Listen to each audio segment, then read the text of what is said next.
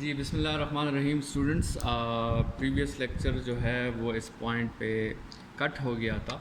तो हम डिस्कस कर रहे थे कि सीरीज़ कम्बिनेशन में जो इक्विवेलेंट कैपेसिटेंस होती है वो हर इंडिविजुअल से छोटी होती है, लेकिन ऑन द अदर हैंड अगर हम इन्हीं कैपेसिटर्स को जो हम एग्जांपल कंसिडर कर रहे थे प्रीवियस लेक्चर में, अगर हम इन्हीं कैपेसिटर्स को पैरेलल में कनेक्ट कर दें इसी 10 और 20 को, तो रिज़ल्ट उसका 30 फैराड आएगा। ठीक है, तो इसका मतलब पैरेलल कम्बिनेशन में जो आपके साथ इक्विवेलेंट कैपेसिटेंस होगी वो हर इंडिविजुअल से ज़्यादा होगी, या अगर शॉर्टली हम कहें so the equivalent capacitance is greater than the greatest capacitance connected in parallel. ठीक है, तो ये तो एक प्रॉपर्टी हुई रेसिप्रोकल एडिशन की और सिंपल एडिशन की।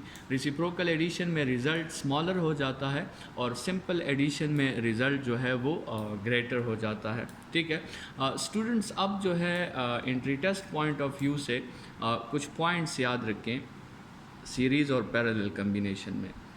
अगर हम सबसे पहले सीरीज़ कम्बिनेशन की बात करते हैं और हमारे साथ दो कैपेसिटर्स हैं जिनके कैपेसिटेंस आपके साथ सेम है। दो कैपेसिटर्स हैं लेकिन उनके जो कैपेसिटेंस है वो आपके साथ चेंज नहीं है, वो दोनों सेम हैं। ठीक है, सो टू सेम कैपेसिटेंस और उनको हम किस में कनेक्ट कर रहे हैं? सीरीज़ में। तो सी इक्विवेलेंट का फार्मूला क्या होगा? C/2, मतलब उस एक कैपेसिटेंस को आप 2 पे डिवाइड कर दोगे। अगर तीन कैपेसिटर्स जो हैं वो सीरीज़ में कनेक्ट हैं तो C इक्विवेलेंट का फार्मूला होगा C/3। अगर आपके साथ चार कैपेसिटर्स सीरीज़ में कनेक्ट हैं विथ इक्वल कैपेसिटेंस तो उसका फार्मूला होगा C/4।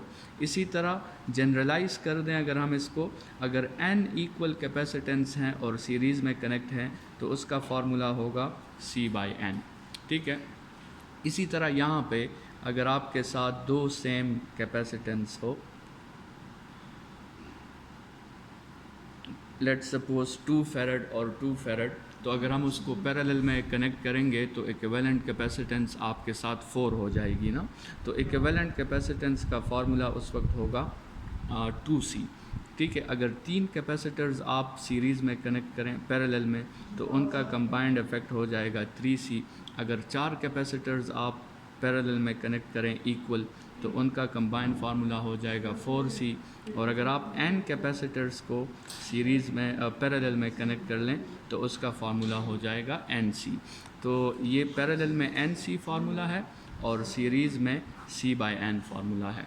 एक तो ये जो है MCQs के लिए ये पॉइंट याद रखें, और दूसरी जो है MCQs के लिए आप ये पॉइंट याद रखें कि लेट्स सपोज दो कैपेसिटर्स हैं। ठीक है, और एक कैपेसिटर की कैपेसिटेंस C1 है और उसका पोटेंशियल V1 है, और दूसरे कैपेसिटेंस की कैपेसिटेंस C2 है और उसका पोटेंशियल V2 है, और दोनों कनेक्ट हैं किस में? पैरेलल में। और ऐसे कनेक्ट हैं कि प्लस प्लस के साथ कनेक्ट हैं और माइनस जो है वो माइनस के साथ कनेक्ट हैं। तो इस केस में जो जब दोनों एक दूसरे को अगर चार्ज करना है या ये बड़ा कैपेसिटेंस है इससे उस तरफ चार्ज किया या इससे इस तरफ आया, जो भी सिचुएशन होगी उसमें आपने अगर वोल्टेज नेट फाइंड करना है तो V का फार्मूला आपके साथ जो है Q = CV है, तो V का फार्मूला हो जाएगा Q/C। लेकिन उस Q/C में चूँकि दो चार्जेस हैं Q1 और Q2, तो इसका जो शॉर्टकट है वो Q1 + Q2 divided by C1 + C2 है। तो ऐसे केसेस के अगर आपके साथ क्वेश्चंस आएँ तो आपने उसके साथ लॉन्ग डिराइवेशन नहीं करनी, बस ये शॉर्टकट आपने MCQs में यूज़ करना है। अब Q1 की जगह आप C1V1 लिख सकते हैं, प्लस Q2 की जगह आप C2V2 लिख सकते हैं डिवाइडेड बाय C1 + C2। ठीक है, तो ये आपके साथ इस सिचुएशन का शॉर्टकट है। इसी तरह एक और भी शॉर्टकट फार्मूला है, वो भी जहन में याद रखें। वो पैरेलल कम्बिनेशन में उस केस में आपने अप्लाई करना है जब एक प्लेट का पॉजिटिव दूसरे के नेगेटिव के साथ कनेक्ट हो। ठीक है, या एक प्लेट का नेगेटिव दूसरे के पॉजिटिव के साथ कनेक्ट हो। स्टूडेंट्स, उस वक्त वी नेट का जो फार्मूला होगा उसमें थोड़ा सा चेंज है इस फार्मूला के मुताबिक, वो Q1 - Q2 divided by C1 + C2 होगा। तो उस केस में आप फार्मूला यूज़ करेंगे C1V1 minus C2V2 divided by C1 plus C2। तो स्टूडेंट्स ये जो है पैरेलल के लिए कुछ शॉर्टकट्स हैं। अच्छा, अब आते हैं सीरीज़ की तरफ। अगर आपके साथ जो है इस तरह है स्टूडेंट्स कि लेट्स सपोज़ ये दो कैपेसिटर्स हैं और ये कनेक्ट हैं बैटरी के साथ। तो स्टूडेंट्स अगर आपको याद हो, हमने कहा था कि बैटरी का जो पोटेंशियल होता है वो दोनों के अक्रॉस ड्रॉप होता है सीरीज़ में। तो कभी कभार वो आपसे पूछते हैं कि ये V1 की वैल्यू क्या है, या वो आपसे पूछते हैं कि V2 की वैल्यू क्या है। ये V की वैल्यू आपको लेट्स सपोज गिवन है 10 वोल्ट, लेकिन वो आपसे V1 और V2 की वैल्यूज़ पूछ रहे हैं। तो उसके लिए भी शॉर्टकट फार्मूलाज हैं MCQs के लिए, आप याद रखें। V1 में आपने करना ये है कि V1 नॉर्मली तो फार्मूला आपको पता है कि V is equal to Q/C है, ठीक है। लेकिन V1 में आपने स्टूडेंट्स वो चार्ज कंसिडर मतलब V1 में आपने कैपेसिटेंस जो है C2 की लेनी है, ठीक है। इसकी कैपेसिटेंस, जब इसका पोटेंशियल फाइंड करना है तो इसकी कैपेसिटेंस लेनी है, divided by total capacitance into Vn, और Vn की वैल्यू आपको गिवन होगी और कैपेसिटेंस की वैल्यू भी आपको गिवन होगी। अगर V2 फाइंड करना है तो उसमें आपने C2 नहीं लिखना, आपने इसकी कैपेसिटेंस लिखनी है। तो C1 divided by C1 plus C2 into Vn, ठीक है। तो ये आपके साथ सीरीज़ के केस में अगर आपको वोल्टेजेस का पूछा जाए तो ये फार्मूलाज एज अ शॉर्टकट आप यूज़ करें। और पैरेलल के केस में तो वोल्टेजेस ऐसे भी सेम रहते हैं, उसमें तो वोल्टेजेस चेंज नहीं होते, ठीक है। तो ये कम्बिनेशन ऑफ कैपेसिटर्स पे हमारा टॉपिक जो है यहाँ पे हम इसको वाइंड अप कर देते हैं। नेक्स्ट टॉपिक जिस पे आज हमने बात करनी है वो है एनर्जी स्टोर्ड इन कैपेसिटर्स, ठीक है। तो लेट्स सपोज आप थोड़ा वेट करें, मैं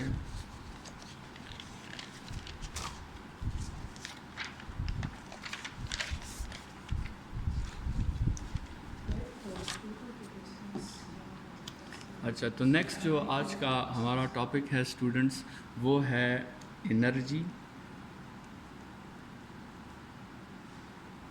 स्टोर्ड इन कैपेसिटर, ठीक है। हमने कैपेसिटर्स को डिफ़ाइन ऐसे किया था कि it is a energy storing device, ठीक है। ये चार्ज को तो स्टोर करता ही नहीं है कैपेसिटर, तो एनर्जी को, इलेक्ट्रिकल एनर्जी को स्टोर करता है in the form of electric field या in the presence of electric field, ठीक है। तो वो एनर्जी फाइंड करते हैं जो एक कैपेसिटर में स्टोर होती है। स्टूडेंट्स, आपको लॉ ऑफ कैपेसिटेंस से ऑलरेडी पता है कि Q is directly proportional to voltage. मतलब अगर हम इसका ग्राफ देखेंगे तो Q और V का जो ग्राफ होगा वो स्ट्रेट लाइन होगा, ठीक है। इस पे ऑलरेडी हमने बात की है। इस स्ट्रेट लाइन का मतलब या इस प्रोपोर्शनलिटी का मतलब क्या है वो भी हमने डिस्कस किया था कि जैसे इस कैपेसिटर के एक प्लेट पे पॉजिटिव चार्ज और दूसरे प्लेट पे नेगेटिव चार्ज एक्यूमुलेट होता है, उसी के मुताबिक जो इस कैपेसिटर का पोटेंशियल डिफरेंस है वो बढ़ता रहता है, ठीक है। तो चार्ज जो है वो ज़ीरो से Q पे चला जाता है और वोल्टेज ज़ीरो से V पे चली जाती है, ठीक है। तो ये डिस्कशन तो हमने ऑलरेडी की थी। अब जैसे हमने कहा था कि इस कैपेसिटर के एक प्लेट पे पॉजिटिव चार्ज लाना और दूसरे प्लेट पे नेगेटिव चार्ज लाना, बैटरी हेल्प करती है इसमें। बैटरी असल में वर्क करती है और वो वर्क हमने कहा था कि इसी इलेक्ट्रिक फील्ड के अंदर इन the form of electric potential energy store हो जाती है। तो स्टूडेंट्स, बैटरी जो वर्क करती है उसका फार्मूला है फोर्स इनटू डिस्प्लेसमेंट, ठीक है। It is the dot product of force and displacement, ठीक है। तो फोर्स की जगह तो हम पुट कर देते हैं QE, ठीक है। फोर्स की जगह हमने पुट कर दिया QE और डिस्टेंस की जगह हम D ही पुट कर देते हैं। ये वो डिस्टेंस है D, ठीक है, जो दो प्लेट्स के दरमियान है। अच्छा, फोर्स की जगह हमने QE कैसे पुट किया? स्टूडेंट्स, आपके साथ इंटेंसिटी का फार्मूला है force per unit test charge. तो वहाँ से आप फोर्स को अगर सब्जेक्ट कर लें तो फोर्स का फार्मूला आपके साथ आता है QE, ठीक है। तो फोर्स की जगह हमने QE पुट कर दिया। स्टूडेंट्स, अब पोटेंशियल ग्रेडियंट की का फार्मूला अगर आप देखें तो ये ED जो है ये V के इक्वल है, V is equal to ED। इस फार्मूला को हमने प्रीवियस भी यूज़ किया हुआ है अपने फिज़िकल लेक्चर में। तो V की जगह इस ED की जगह हम V पुट कर देते हैं, तो ये हो जाएगा QV, ठीक है। अब जैसे आपको पता है स्टूडेंट्स के चार्ज की जगह हम कैपिटल Q यूज़ कर रहे हैं इस पूरे डिस्कशन में, तो आप इस Q की जगह कैपिटल QV भी लिख सकते हैं, ठीक है। स्मॉल q भी लिख सकते हैं, कैपिटल Q भी लिख सकते हैं। अच्छा, यहाँ तक तो बात आ गई। अब मसला ये है स्टूडेंट्स कि ये जो वर्क का फार्मूला है इसमें एक प्रॉब्लम है। इसमें एक प्रॉब्लम ये है कि ये V जो है ये कांस्टेंट नहीं है। देखें, जब चार्ज ज़ीरो था तो उस वक्त वोल्टेज भी ज़ीरो थी, जब चार्ज Q पे पहुंचा तो उस वक्त वोल्टेज V पे चली गई। तो इसका मतलब वोल्टेज ज़ीरो से कंटिन्यूसली चेंज हुई है V पे। जैसे यहाँ आप देख रहे हैं कि वोल्टेज ज़ीरो से कंटिन्यूसली V पे चेंज हुई है। तो हमने तो कितनी बार कहा है कि जब एक फार्मूला वेरिएबल होता है, जब एक क्वांटिटी वेरिएबल होती है तो आप उसे डायरेक्टली यूज़ नहीं कर सकते, आपने उसका एवरेज लेना होता है। तो स्टूडेंट्स, हम ये फार्मूला यूज़ नहीं करेंगे, हम ये फार्मूला यूज़ करेंगे। अगर हमने वोल्टेज की वैल्यू पुट करनी है तो सबसे पहले उसका एवरेज लेना है ताकि वो कांस्टेंट में कन्वर्ट हो सके, ठीक है, तब हम वो वैल्यू पुट करेंगे। और एवरेज इसका क्या होगा? एवरेज इसका होगा smaller value plus the highest value divided by 2। तो ये 0 प्लस V डिवाइडेड, 0 इसकी स्मॉलेस्ट वैल्यू है, V इसकी हाईएस्ट वैल्यू है, ठीक है। तो 0 प्लस V डिवाइडेड बाई 2 हो जाएगा। इससे आपके साथ आ जाएगा QV बाई 2, ठीक है स्टूडेंट्स। तो ये आपके साथ वर्क का एक फार्मूला हो गया जिसको हम लिख सकते हैं हाफ QV। और ये वर्क स्टूडेंट्स पोटेंशियल एनर्जी में कन्वर्ट हो गया है, तो आप वर्क की जगह U भी लिख सकते हैं। तो पोटेंशियल एनर्जी या इलेक्ट्रिक पोटेंशियल एनर्जी का पहला फार्मूला आपके साथ आ गया हाफ QV। स्टूडेंट्स, अगर इस फार्मूला नंबर 1 में आप V की जगह लेट सपोज Q की जगह आप CV पुट कर दें, इस Q की जगह आप CV पुट कर दें, तो आपके साथ पोटेंशियल एनर्जी का दूसरा फार्मूला आ जाएगा हाफ CV इंटू V। तो आपके साथ आ जाएगा हाफ CV स्क्वायर। ये आपके साथ आ गया पोटेंशियल एनर्जी का दूसरा फार्मूला, फार्मूला नंबर 2, ठीक है। अच्छा, अब अगर इसी फार्मूला में इस फार्मूला में आप इस तरह करें स्टूडेंट्स के C की जगह फ़र्ज़ करें Q बाई V पुट कर दें, इस C की जगह Q बाई V पुट कर दें, तो आपके साथ आ जाएगा तीसरा फार्मूला। इसको ज़रा पुट करें तो चेक करें क्या आता है, Q by V into V square.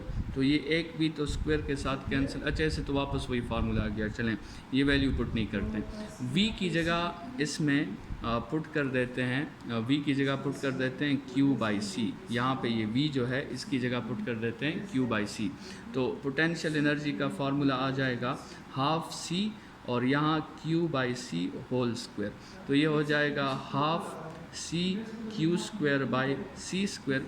ये एक C इसके साथ कैंसिल, तो आपके साथ पोटेंशियल एनर्जी का तीसरा फार्मूला आ जाएगा half Q square by C।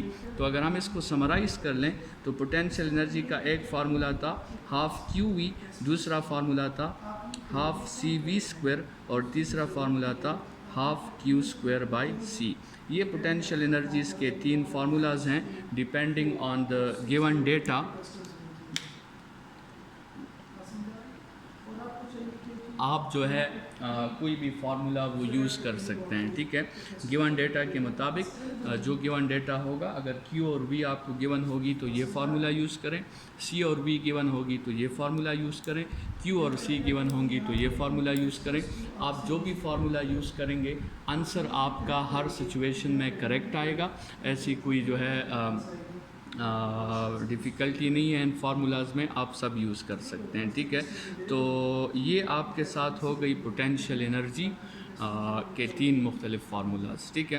अब पोटेंशियल एनर्जी का स्टूडेंट एक और फार्मूला भी है इलेक्ट्रिक पोटेंशियल एनर्जी का, जो in case of material properties हैं, ठीक है।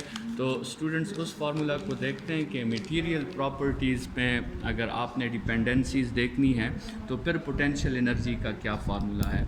तो potential energy U in terms of in terms of material properties. Material properties, ठीक है, ये डिस्कस करते हैं। तो स्टूडेंट्स इस तरह करते हैं कि हम एक फार्मूला उठा लेते हैं जो ऑलरेडी हमने डिराइव किया हुआ है, और वो है हाफ सी वी स्क्वायर, ठीक है, हाफ सी वी स्क्वायर। इसमें हम कैपेसिटेंस की जगह A epsilon naught epsilon R by D use कर लेते हैं, ठीक है। ये कैपेसिटेंस का फार्मूला था in terms of material properties. और v की जगह हम इसमें यूज़ कर लेते हैं ई डी, जो प्रीवियसली भी हमने अभी यूज़ किया है। तो आपके साथ आ जाएगा half A epsilon naught epsilon R divided by D, और v की जगह आ गया ई डी होल स्क्वायर, ठीक है। अच्छा, अब इसको फर्दर सॉल्व करें। Half A epsilon naught epsilon R divided by D, और ये हो जाएगा ई स्क्वायर डी स्क्वायर। तो ये एक डी तो इसके साथ आपके साथ कैंसिल हो जाएगा, तो आपके साथ फार्मूला आ जाएगा half A epsilon naught epsilon R E square D, ठीक है। अच्छा स्टूडेंट, अब हम इस तरह करते हैं कि ये ए और डी जो है इसको कंबाइन लिख लेते हैं, ठीक है। तो आपके साथ ये हो जाएगा half epsilon naught epsilon R E square A D, ठीक है। अच्छा, अब ये ए डी स्टूडेंट्स क्या है? ये ए जो है ये एरिया ऑफ द प्लेट्स हैं, ए जो है ये एरिया ऑफ द प्लेट है, और डी जो है ये सेपरेशन है। अच्छा, जब आप एरिया ऑफ द प्लेट को सेपरेशन के साथ मल्टीप्लाई करेंगे तो आपके साथ ये पूरा वॉल्यूम आ जाएगा, ठीक है। तो ये ए डी असल में क्या है? ये असल में है volume between the plates, volume between the plates, ठीक है। अच्छा, ये तो आपके साथ आ गई पोटेंशियल एनर्जी का फार्मूला, ठीक है। पोटेंशियल एनर्जी का फार्मूला क्या है? Half epsilon naught epsilon R E square A D, और ए डी किस चीज़ को रिप्रेजेंट करेगा? ए डी उस पूरे वॉल्यूम को रिप्रेजेंट करेगा जो बिटवीन द प्लेट्स होगा, ठीक है। अब कभी कभार आपसे पूछा जाता है कि आप एनर्जी डेंसिटी फाइंड करें, तो एनर्जी को तो हम यू से रिप्रेजेंट करते हैं, लेकिन एनर्जी डेंसिटी को हम स्मॉल यू से रिप्रेजेंट करते हैं। और स्मॉल यू का फॉर्मूला क्या है? Energy divided by volume, energy per unit volume. जिस तरह मास डेंसिटी होता है मास पर यूनिट वॉल्यूम, उसी तरह एनर्जी डेंसिटी होगी एनर्जी पर यूनिट वॉल्यूम। तो एनर्जी पर यूनिट वॉल्यूम का मतलब ये है कि आप यहाँ से ये जो वॉल्यूम है ये उस साइड पे डिवाइड कर देना। मतलब आप यहाँ लिखें half epsilon naught epsilon R E square A D, और उसको डिवाइड कर दें ए डी पे, तो ये ए डी कैंसिल, तो आपके साथ एनर्जी डेंसिटी जो आएगी वो आएगी half epsilon naught epsilon R E square, ठीक है। तो एनर्जी का अपना फार्मूला है, एनर्जी डेंसिटी का अपना फार्मूला है, इसको जहन में याद रखें इन दोनों फार्मूलाज को। एनर्जी वॉल्यूम पे डिपेंड करती है, एनर्जी डेंसिटी वॉल्यूम पे डिपेंड नहीं करती, ठीक है। और एनर्जी का इलेक्ट्रिक फील्ड के स्क्वायर के साथ डायरेक्टली प्रोपोर्शनल होता है, और एनर्जी डेंसिटी का भी इलेक्ट्रिक फील्ड के स्क्वायर के साथ डायरेक्ट प्रोपोर्शनलिटी होती है। तो जितनी भी प्रोपोर्शनलिटीज़ हैं वो भी जहन में रखें, और एनर्जी का फार्मूला भी आपको आना चाहिए। ये एनर्जी का formula in terms of material medium है, और वो बाकी जो तीन हमने फार्मूलाज पढ़े थे वो in terms of potential charge and capacitance है, और ये एनर्जी डेंसिटी का आपके साथ फार्मूला हो गया। इस चैप्टर में सिर्फ एक टॉपिक हमारे साथ रहता है, चार्जिंग और डिस्चार्जिंग, वो इंशाल्लाह कल के लेक्चर में होगा। इस लेक्चर के साथ आपसे इजाज़त चाहता हूँ। Thank you students.